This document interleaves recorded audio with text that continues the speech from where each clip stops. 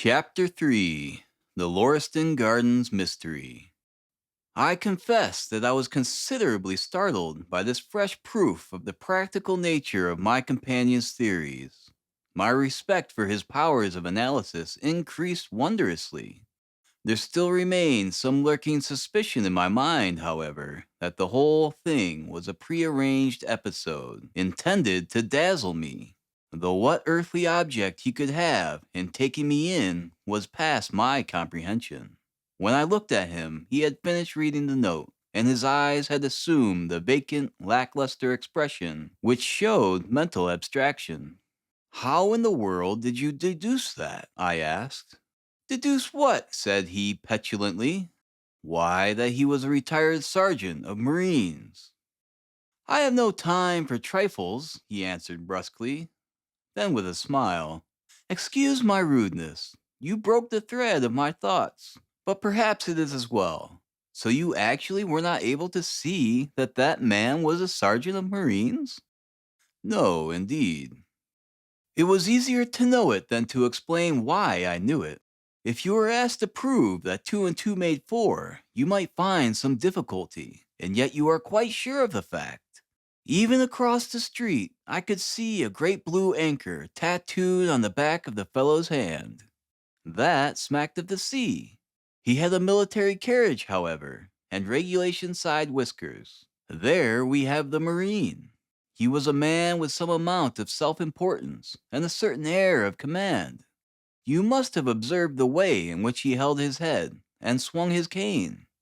A steady, respectable, middle-aged man, too, on the face of him. All facts which led me to believe that he had been a sergeant." "Wonderful!" I cried. "Commonplace," said Holmes, though I thought from his expression that he was pleased at my evident surprise and admiration. "I said just now that there were no criminals. It appears that I am wrong. Look at this." He threw me over the note which the commissaire had brought. "Why," I cried as I cast my eye over it, "this is terrible." "It does seem to be a little out of common," he remarked calmly. "Would you mind reading to me aloud?" This is the letter which I read to him. "My dear Mr. Sherlock Holmes, there has been a bad business during the night at 3 Lauriston Gardens, off the Brixton Road. Our man on the beat saw a light there about 2 in the morning, and as the house was an empty one, suspected that something was amiss. He found the door open, and in the front room, which is bare of furniture, discovered the body of a gentleman, well dressed, and having cards in his pocket bearing the name of Enoch J. Drebber, Cleveland, Ohio, USA. There had been no robbery, nor is there any evidence as to how the man met his death. There are marks of blood in the room, but there is no wound upon his person. We are at a loss as to how he came into the empty house. Indeed, the whole affair is a puzzler.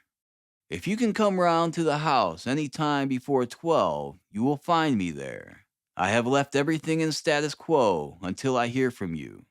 If you are unable to come, I shall give you fuller details, and would esteem it a great kindness if you would favor me with your opinion.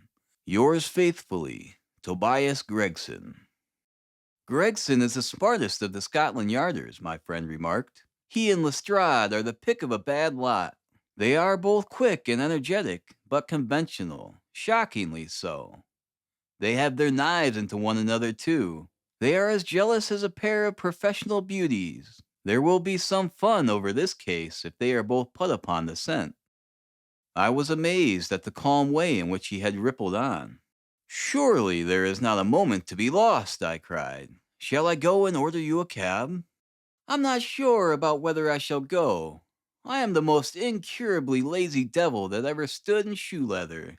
That is, when the fit is on me, for I can be spry enough at times." "Why, it is just such a chance as you have been longing for."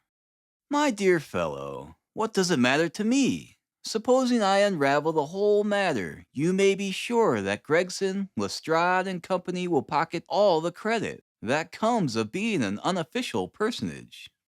"But he begs you to help him." "Yes, he knows that I am his superior, and acknowledges it to me, but he would cut his tongue out before he would own it to any third person." However, we may as well go and have a look. I shall work it out on my own hook. I may have a laugh at them if I have nothing else. Come on." He hustled on his overcoat and bustled about in a way that showed an energetic fit had superseded the apathetic one. "Get your hat," he said. "You wish me to come?" "Yes, if you have nothing better to do." A minute later, we were both in a hansom, driving furiously for the Brixton Road.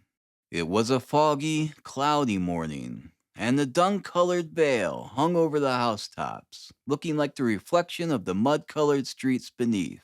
My companion was in the best of spirits, and prattled away about Cremona fiddles and the difference between a Stradivarius and an Amati. For myself, I was silent, for the dull weather and the melancholy business upon which we were engaged depressed my spirits. "You don't seem to give much thought to the matter in hand," I said at last, interrupting Holmes' musical disquisition. "No data yet," he answered. "It is a capital mistake to theorize before you have all the evidence. It biases the judgment." "You will have your data soon," I remarked, pointing with my finger. "This is the Brixton Road, and that is the house, if I am not very much mistaken." "So it is. Stop, driver, stop." We were still 100 yards or so from it, but he insisted upon our alighting, and we finished our journey upon foot. Number 3 Lauriston Gardens wore an ill-omened and minatory look.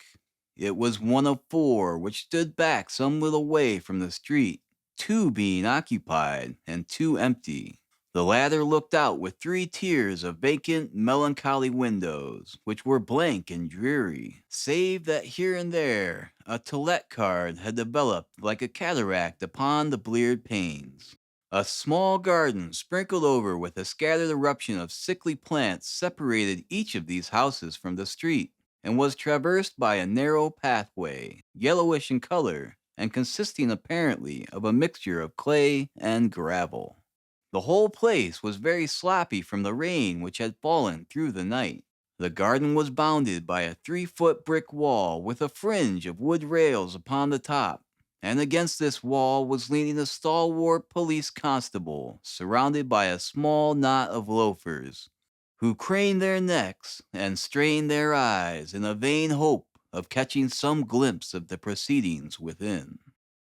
I had imagined that Sherlock Holmes would at once have hurried into the house and plunged into a study of the mystery. Nothing appeared to be further from his intention. With an air of nonchalance, which under the circumstances seemed to me to border upon affectation, he lounged up and down the pavement and gazed vacantly at the ground, the sky, the opposite houses, and the line of railings. Having finished his scrutiny, he proceeded slowly down the path, or rather down the fringe of grass which flanked the path, keeping his eyes riveted upon the ground. Twice he stopped, and once I saw him smile, and heard him utter an exclamation of satisfaction. There were many marks of footsteps upon the wet clay soil, but since the police had been coming and going over it, I was unable to see how my companion could hope to learn anything from it. Still, I had had such extraordinary evidence of his perceptive faculties that I had no doubt that he could see a great deal which was hidden from me. At the door of the house, we were met by a tall, white-faced, flaxen-haired man, with a notebook in his hand, who rushed forward and wrung my companion's hand with effusion. "It is indeed kind of you to come," he said. "I have had everything left untouched." "Except that," my friend answered, pointing at the pathway. "If a herd of buffaloes had passed along, there could not be a greater mess. No doubt, however, you had drawn your own conclusions, Gregson, before you permitted this." "I have had so much to do inside the house," the detective said evasively. "My colleague, Mr. Lestrade, is here. I had relied upon him to look after this." Holmes glanced at me and raised his eyebrows sardonically. "With 2 such men as yourself and Lestrade upon the ground, there will not be much for a third party to find out," he said. Gregson rubbed his hands in a self-satisfied way. "I think we have done all that can be done," he answered. It's a queer case, though, and I knew your taste for such things. You did not come here in a cab? Asked Sherlock Holmes. No, sir. Nor Lestrade. No, sir. Then let us go and look at the room. With which inconsequent remark he strode on into the house, followed by Gregson, whose features expressed his astonishment. A short passage, bare planked and dusty, led to the kitchen and offices. Two doors opened out of it to the left and to the right. One of these had obviously been closed for many weeks. The other belonged to the dining room, which was the apartment in which the mysterious affair had occurred. Holmes walked in, and I followed him with that subdued feeling at my heart which the presence of death inspires. It was a large square room, looking all the larger from the absence of all furniture. A vulgar flaring paper adorned the walls, but it was blotched in places with mildew, and here and there great strips had become detached and hung down, exposing the yellow plaster beneath. Opposite the door was a showy fireplace, surmounted by a mantelpiece of imitation white marble. On one corner of this was stuck the stump of a red wax candle. The solitary window was so dirty, and the light was hazy and uncertain, giving a dull gray tinge to everything, which was intensified by the thick layer of dust which coated the whole apartment. All these details I observed afterwards. At the present, my attention was centered upon the single grim, motionless figure which lay stretched upon the boards, with vacant, sightless eyes staring up at the discolored ceiling. It was that of a man about 43 or 44 years of age, middle-sized, broad-shouldered, with crisp curling black hair and a short, stubbly beard. He was dressed in a heavy broadcloth frock coat and waistcoat, with light-colored trousers and immaculate color and cuffs. A top hat, well brushed and trim, was placed upon the floor beside him. His hands were clenched, and his arms were thrown abroad, while his lower limbs were interlocked as though his death struggle had been a grievous one. On his rigid face there stood an expression of horror, and as it seemed to me, of hatred, such as I have never seen upon human features. This malignant and terrible contortion, combined with the low forehead, blunt nose, and pugnacious jaw, gave the dead man a singularly simious and ape-like appearance, which was increased by his writhing, unnatural posture. I have seen death in many forms, but never has it appeared to me in a more fearsome aspect than in that dark, grimy apartment, which looked out upon one of the main arteries of suburban London.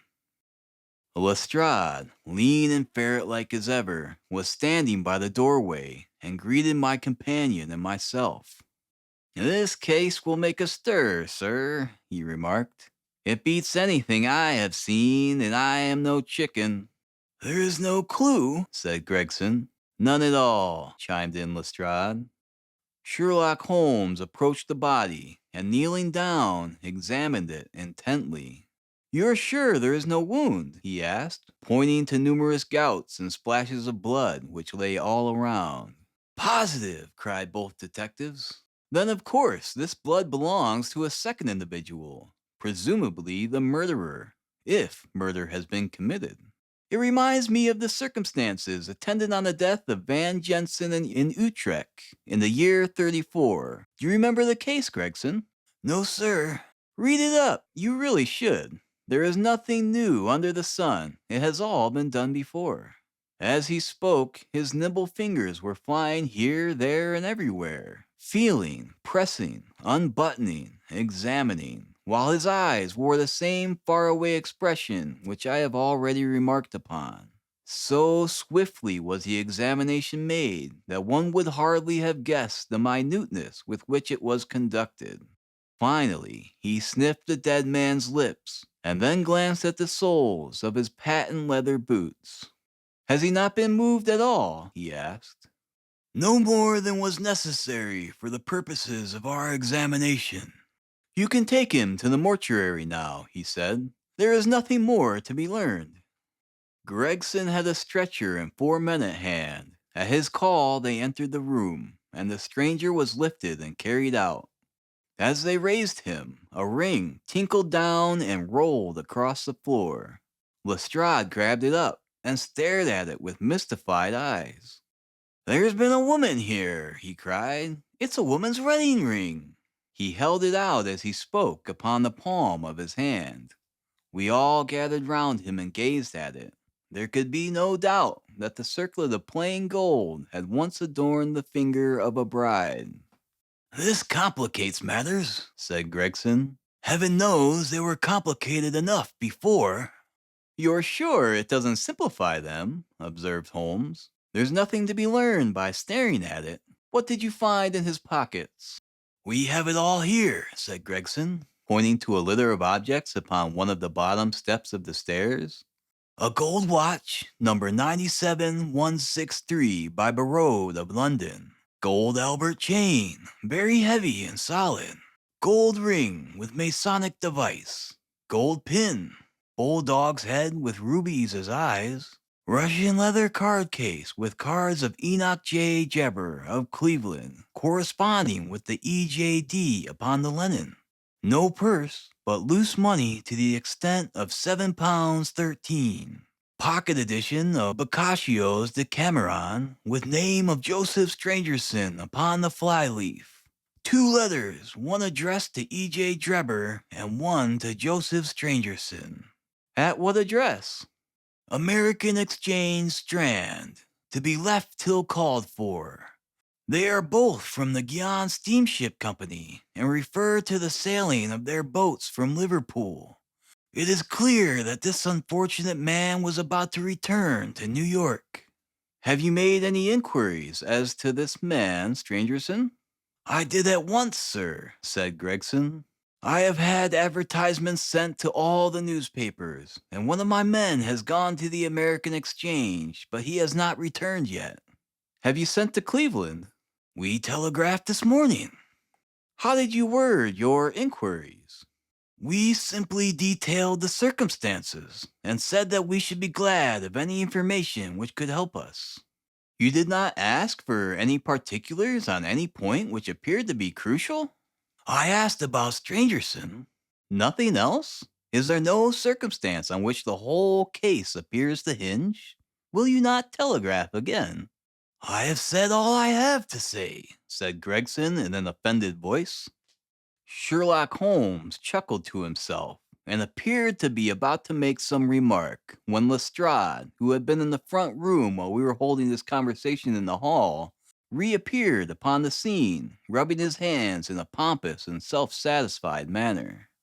Mr. Gregson, he said, I have just made a discovery of the highest importance, and one which would have been overlooked had I not made a careful examination of the walls. The little man's eyes sparkled as he spoke, and he was evidently in a state of suppressed exultation at having scored a point against his colleague.